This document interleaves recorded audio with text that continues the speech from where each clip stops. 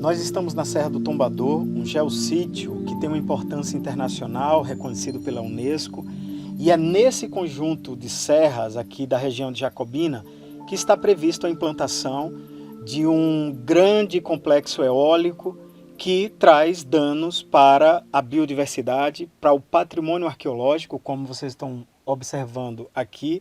E sobre esse empreendimento eólico, a gente vai conversar com a Andresa Barreto, que é uma das coordenadoras do movimento Salve as Serras. Oi, Andresa, boa tarde, tudo bem? Então, Andresa, fala pra gente o que é esse empreendimento que está previsto para ser implantado nesse patrimônio tão importante para todos nós, que é a Serra do Tombador. Desde 2020, que nós, do movimento Salve as Serras, estamos acompanhando com muita preocupação o processo de licenciamento, deste empreendimento pela empresa Casa dos Ventos, junto ao INEMA, que é o órgão estadual de fiscalização e regulação. Desde o ano de 2020, que nós, da coordenação coletiva do Movimento Socioambiental Salve as Serras, estamos tentando monitorar e acompanhar o processo de licenciamento deste empreendimento, que é um projeto da empresa Casa dos Ventos, que está sendo licenciado através do órgão estadual, que é o INEMA, e a nossa principal dificuldade foi ter acesso aos documentos que deveriam ser públicos, a exemplo do estudo de impactos ambientais. Em outubro de 2020, através de uma parceria com o Comitê da Bacia Hidrográfica do Rio Itapicuru, que é o CBHI, o CBHI solicitou o acesso ao EIA, oficiou diretamente o INEMA. Nós demoramos, em média, quase um ano sem ter acesso a esse documento. O INEMA não nos respondeu e também não estava disponível de forma pública no site do INEMA, na parte lá de relatórios ambientais. Somente em julho de 2021, quando nós do Salve as Serras, em parceria com a Frente Parlamentar Ambientalista, na véspera de realizar uma audiência pública com comunidades do entorno do empreendimento, foi que a empresa que faz a consultoria ambiental para a Casa dos Ventos nos encaminhou um e-mail na véspera da audiência pública, em julho de 2021, com este documento. Só que nós tivemos acesso ao documento na véspera da audiência, ou seja, não deu tempo sequer acessar o arquivo, muito menos fazer a leitura prévia. Mas até então não continuava sem aparecer de forma pública no site do INEMA. A Casa dos Ventos disponibilizou esses relatórios ambientais, e o que a gente observou quando a Casa dos Ventos disponibilizou no site deles é que foi fragmentado o empreendimento, porque seria um empreendimento eólico só, o Complexo Eólico Jacobina, e eles fragmentaram em empreendimentos menores justamente para facilitar o processo do licenciamento ambiental.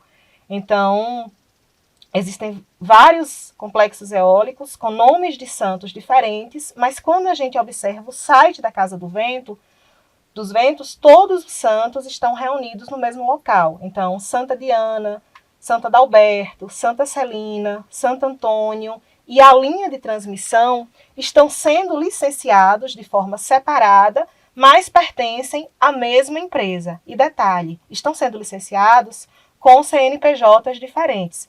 E isso facilita para a empresa, porque a empresa só teve a necessidade de realizar estudo de impactos ambientais do empreendimento maior, que é o Ventos de Santa Diana.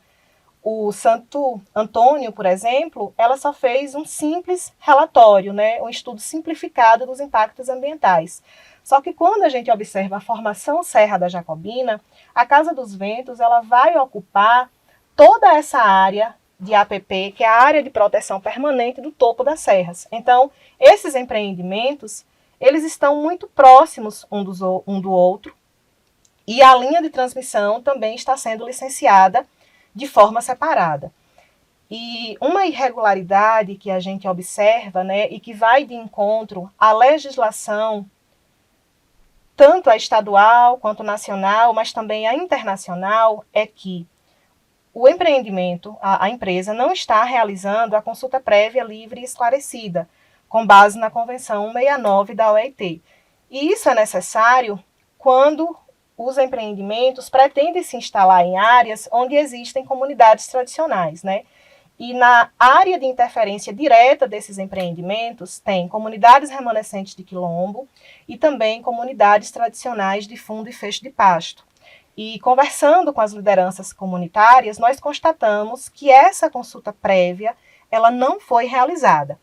E até mesmo as audiências públicas realizadas aqui para o empreendimento Ventos de Santa Diana e o Santo Adalberto, cronologicamente falando, está desrespeitando as resoluções CEPRAM, porque as audiências públicas foram realizadas em apenas uma localidade. Exemplo, Santa Diana foi realizada apenas em Lajes do Batata e não houve mais nenhuma outra audiência nas outras localidades que estão na A e D do empreendimento.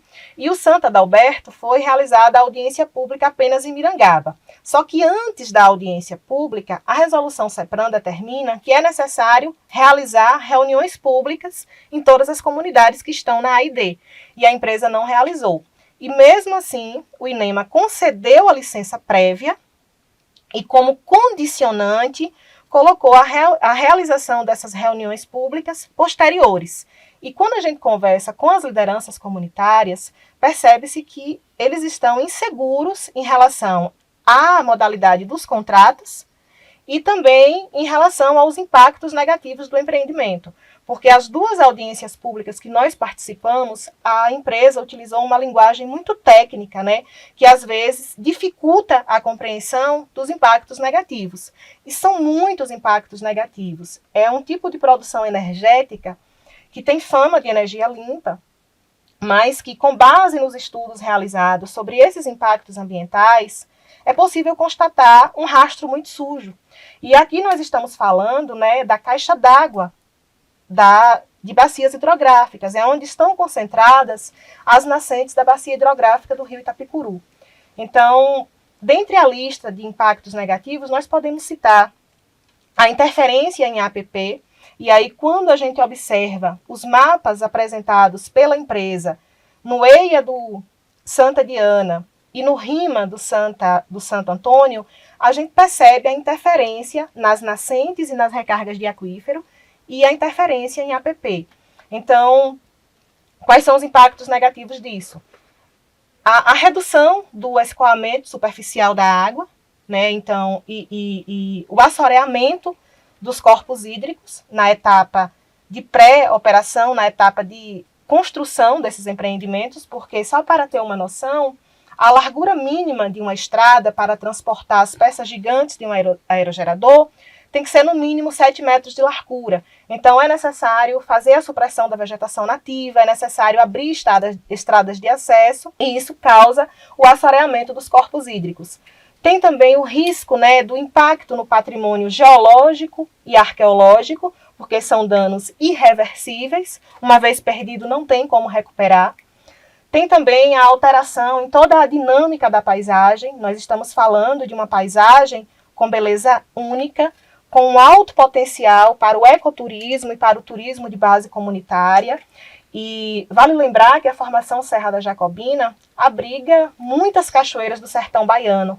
E as nascentes dessas cachoeiras estão nos topos das serras. Então, exemplo, as nascentes das cachoeiras da Zoada, Cachoeira do Gelo, Cachoeira do Paulista, Cachoeira dos Paiaiás, todas essas nascentes estão na rota de implantação desses empreendimentos da Casa dos Ventos. E aí fica o questionamento: vale a pena trocar as nossas cachoeiras do sertão baiano por aerogeradores gigantes? Porque nós não sabemos o que é que vai acontecer com essas cachoeiras depois da instalação desses parques eólicos. Eu não sei o que é que vai acontecer com a Cachoeira do Gelo e nem a Cachoeira da Zoada, porque o empreendimento ele vai ser implantado em cima das nascentes.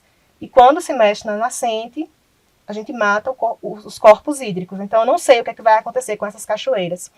Então, existe um risco alto de interferência nessa dinâmica da paisagem e de prejuízo ao ecoturismo e ao turismo de base comunitária. Tem também o risco de desterritorialização das comunidades tradicionais, porque quando a gente dialoga com os moradores das comunidades tradicionais, dos assentamentos de reforma agrária, das comunidades de fundo de pasto, já é possível observar conflitos internos e divisões, né, tanto entre integrantes da mesma família quanto entre integrantes da associação. Então, já existem conflitos internos instalados dentro das comunidades depois que essas comunidades fizeram a assinatura dos contratos, né, para que a empresa possa utilizar a área deles para a implantação dos empreendimentos. Então, me preocupa muito o fato desses impactos negativos dos empreendimentos eólicos não estarem tão popularizados, porque assim, eu percebo quando converso com as pessoas que as pessoas citam muito: ah, mas o único impacto negativo do empreendimento eólico é que vai matar as aves. Porém, quando se instala em um local como este, um local tão rico em relação a nascentes e recargas de aquífero, nós estamos colocando em risco as nossas cachoeiras do sertão baiano e também o abastecimento hídrico de mais de 1 milhão de pessoas. Por que eu digo isso? Somente a bacia hidrográfica do Itapicuru, e isso são dados obtidos junto ao CBHI, que é o Comitê da Bacia Hidrográfica do Itapicuru, é responsável pelo abastecimento hídrico de mais de 1 milhão de pessoas. E não são somente pessoas daqui de Jacobina, né? Todas as pessoas que utilizam a água da bacia hidrográfica do Itapicuru. E onde é que a água que chega em nossas torneiras nasce? Nas serras, especificamente nesta formação Serra da Jacobina. Todas as nascentes da bacia hidrográfica do rio Itapicuru estão aqui. E a Casa dos Ventos pretende interferir em todas as nascentes do CBHI e em todas as nascentes das nossas cachoeiras. Repito, Cachoeira da Zoada, Cachoeira do Gelo, Cachoeira dos Paiaiás, Cachoeira do Paulista. Eu não sei o que vai acontecer com essas cachoeiras depois da implantação do Complexo Eólico Jacobina, o Ventos de Santa Diana, Ventos de São Adalberto e Ventos de Santa Celina. Eu não sei o que vai acontecer com essas cachoeiras depois disso.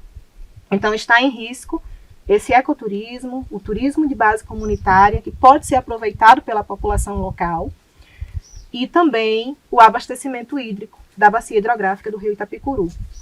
Outras pessoas costumam dizer em relação à geração de emprego. Porém, é bom ressaltar que os empregos gerados durante a construção de um empreendimento eólico são empregos temporários. Boa parte da mão de obra não é contratada mão de obra local. É necessário vir trabalhadores de fora. E esse alto número de trabalhadores é só durante a etapa de construção. Depois a quantidade reduz e na fase de operação é uma quantidade pequena de trabalhadores. Então, são empregos temporários. Então, vale a pena trocar todo esse potencial para aproveitar o turismo de base comunitária por empregos temporários? Outro detalhe também que eu sinto falta de estar mais popularizado é para onde vai a energia produzida nos empreendimentos eólicos e quais contratos atende. A energia produzida nesses parques eólicos não vai atender o contrato de fornecimento de energia elétrica da minha casa, nem da casa de Juraci, nem da casa dos moradores da região, porque a gente compra a energia da Coelba Neoenergia.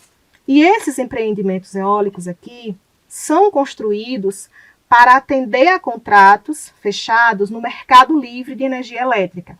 E só quem consegue comprar no mercado livre de energia elétrica são as grandes empresas. Exemplo, o mínimo de uma empresa que consome 500 kW por hora. Então, toda essa devastação causada por um parque eólico aqui nesta serra não é para atender o contrato de fornecimento de energia dos moradores vizinhos, é para atender a contratos fechados no mercado livre de energia elétrica.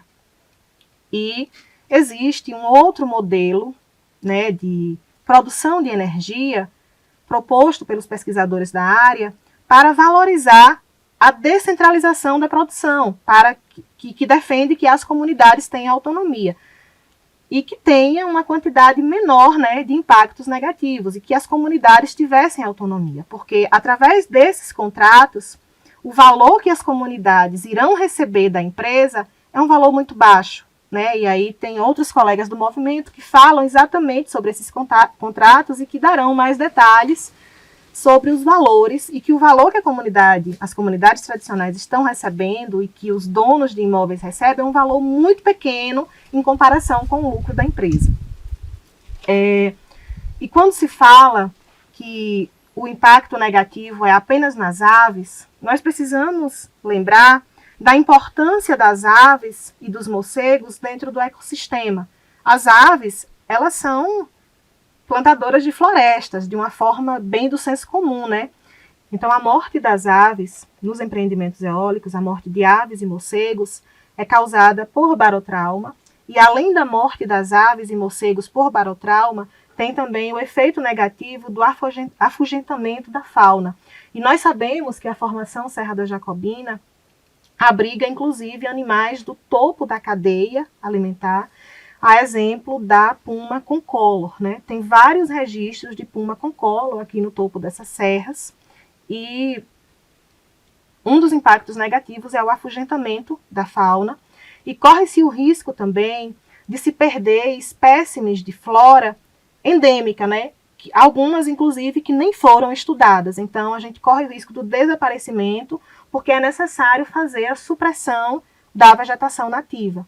Por que é que nós do Salve as Serras estamos falando em transação energética e não transição energética? Para nós, a ideia de transição pressupõe falar também em justiça social e ambiental. E o que nós estamos observando nesse projeto de implantação de grandes empreendimentos eólicos e solares aqui no Nordeste, lembra uma trama que envolve uma grande relação comercial e que nós estamos querendo problematizar, questionar, porque isso está envolvendo o Estado e uma rede de instituições e pessoas que está nos causando uma preocupação muito grande, porque vai afetar drasticamente as nossas vidas, a natureza e esse lugar sagrado, por exemplo, como é o Tombador, né? Um empreendimento, né, são processos que têm profanado coisas que para nós são muito importantes e que são sagradas. Vocês devem ter visto a expressão, por exemplo, que esses empreendimentos deixam os filhos dos ventos. Não, gente, esses filhos têm pais e eles precisam ser responsabilizados. Filho do vento, para quem é do axé, por exemplo, é um filho de Ançã, né, é o filho de tempo. São coisas sagradas, a gente não pode brincar com o sagrado das pessoas. E aqui, vocês observam, esses projetos tá cheio de nome de santo, né? Então, os cristãos precisam de respeito com os seus santos, porque esses nomes estão sendo usados para colocar em projetos que está destruindo a casa de Deus, que é a natureza. Por exemplo, para nós do Salve as Serras, o Tombador é um lugar sagrado, é um lugar onde tem a presença humana dos nossos ancestrais e que precisa ser cuidado, né?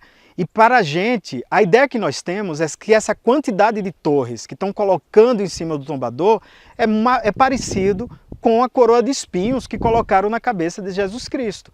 Então nós também estamos exigindo que respeite a dimensão sagrada dos povos. E se há algo sagrado para todos nós, isso que há de mais importante para as nossas vidas são as águas, e é o que vai ser afetado drasticamente com esses empreendimentos aqui no Topos das Serras. E é por causa disso, para falar das nossas águas, que nós convidamos uma pessoa muito querida do Salve Serras, que é o Hamilton Mendes, né? E agora eu vou falar com ele sobre as águas e as comunidades aqui do Tombador. Então nós estamos agora com o Hamilton Mendes, que é um dos fundadores do Movimento Salve Serras e é um conhecedor dessas serras todas aqui. Ele é o vovô das serras, como a gente chama. Então, Hamilton, como é a situação das águas diante desse empreendimento que está nos assustando tanto aqui na região? Bom, então, dando seguimento às nossas preocupações em relação às águas aqui das serras do Tombador, assim como a das serras da Jacobina, o Movimento Salve as Serras tem se debruçado para entender como que se ocorre a dinâmica desses recursos aqui nesses ambientes. Aqui na Serra do Tombador, por exemplo, nós temos uma dinâmica muito atípica. Por quê? Pelo fato de estarmos aqui numa região do sertão do Nordeste do Brasil, inserido aqui, né, no semiárido baiano, e essa região, por si só, ela já é de elevada vulnerabilidade em função dos ambientes naturais que esse ambiente aqui estabelece, né? Então, o Salve Serras ele tem se preocupado em entender essa dinâmica dessas águas e a gente tem procurado trazer esse aprendizado e levar esse aprendizado às comunidades que aqui no entorno dessa serra vivem. Nós temos essa extensão de serra desde da cidade de Miguel Calmon, passa aqui uma parte dessa serra por Várzea Nova. Aqui nós estamos no município de Jacobina e logo à frente ali nós temos o município de Mirangaba, com toda essa extensão de serra que aqui é o divisor de água da bacia do Salitre em relação à bacia do Itapicuru. Nós estamos aqui na linha de divisa da bacia do rio Salitre, que é um afluente do rio São Francisco. Ali, na borda da serra, a gente já passa para a bacia do rio Itapicuru. Então, nesses dois ambientes, nós estamos sofrendo com esse processo de chegada desses empreendimentos que vai nos trazer uma série de problemas do ponto de vista vida, né? Por quê? Porque, como nós estávamos falando anteriormente, do elemento água, que ele está ligado diretamente ao nosso processo de vida, esses empreendimentos eles vão causar um problema muito sério. Então nós estamos na linha de frente de avaliar que danos vão ocorrer com a chegada desses empreendimentos. Aqui nessa linha de divisa dessas bacias, nós vamos ter a abertura de estradas, nós vamos ter alargamento, nós vamos ter supressão da vegetação, nós vamos ter uma série de interferência na dinâmica da biodiversidade desse ambiente que vai ser irreversível essa situação. E depois que esses empreendimentos estiverem montados, como é que vai se dar o processo de drenagens de água para as barragens que aqui se encontram? Logo ali adiante nós temos uma barragem da comunidade da Caatinga do Moura, onde as pessoas desenvolvem as suas atividades produtivas, agrícolas, da agricultura familiar, durante anos que essas pessoas vêm desenvolvendo essas atividades sem nenhum problema até então. Nós nunca tivemos problemas de falta de água para que esse processo de produção agrícola tivesse continuidade. Nunca teve problema. Teve uma redução, sim, por conta da montagem da barragem dessa localidade. Tampanou algumas nascentes e isso causou uma redução das drenagens para o Vale da Caatinga do Moura.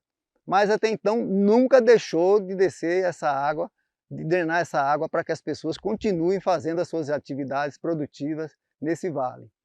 Do outro lado, no município de Mirangaba, nós também temos a mesma dinâmica. Essas serras elas têm os seus processos de drenagem para uma outra barragem chamada Barragem de Itaquarandi, que é uma comunidade que fica ao lado da Caatinga do Moura e que também recebem as suas drenagens dessas serras e que também tem o mesmo processo produtivo agrícola na região.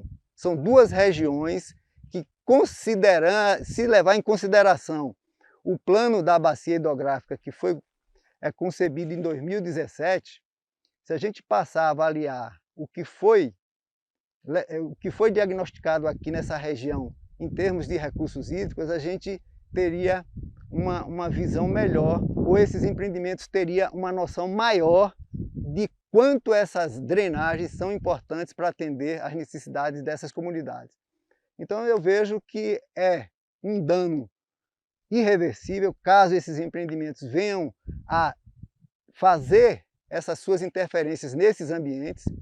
Isso vai ser um problema que vai, de fato, alterar a dinâmica da vida dessas pessoas que nesses dois municípios, nessas duas localidades, Catinga do Moura e Itaquarandi, as pessoas que vivem produzindo em regime da agricultura familiar, eles vão sofrer um impacto muito gigantesco. Então eu acho que isso precisa ser melhor avaliado. Eu acho que o governo do estado, os órgãos fiscalizadores deveriam dar uma melhor atenção nesse ambiente aqui, porque o que a gente percebe é que nada tem sido feito. Não há reuniões, as pessoas não estão sendo informadas do que vai ocorrer.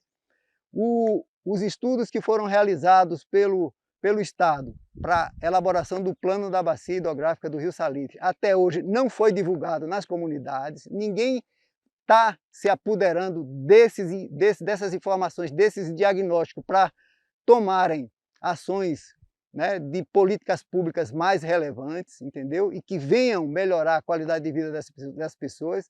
E o que a gente vê é empreendimentos chegando, empreendimentos de grande porte, em uma região de elevada sensibilidade, de elevada vulnerabilidade já naturais, que nós conhecemos. É muita escassez, é muita temperatura, as dificuldades aqui de sobrevivência não são fáceis, são difíceis, e a gente simplesmente está tendo essas informações em relação a esses empreendimentos e é preocupante.